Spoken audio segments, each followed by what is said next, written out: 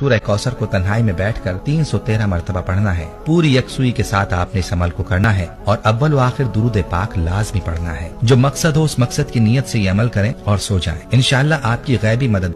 बिस्मिल्लाहिर्रहमानिर्रहीम। अगर आप कर्ज वापस लेना चाहते हो, फंसी हुई रकम वापस लेने के लिए, अगर आपने किसी को कुछ पैसे उधारे दिए हैं या कोई भी चीज़ उनके पास अमानत रखी थी या उसने आपसे कर्ज लिया था लेकिन अब वो आपको वापस नहीं करता, बिल्कुल साफ इनकार करता है या आपको लारे लगाता है लेकिन देने का नाम नहीं लेता, तो आप ये अमल कर सकते हैं।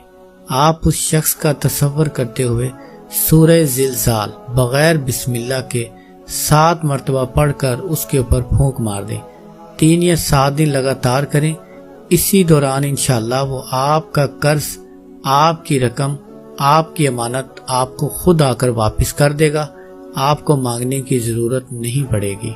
रोजी में बरकत चाहिए, काम कारोबार में इजाफा चाहिए तो दोस्तों इन 2 इस्मा का विर्द किया करो। अव्वल आखिर 3-3 मरतबा दुरूद पाक पढ़ के दरमियान में 100 मरतबा या बासितु या मुनइमु का विर्द किया करो। इंशाअल्लाह तबारक व तआला रिज्क कारोबार में इजाफा होगा। सुब्हानल्लाह वल्हम्दुलिल्लाह।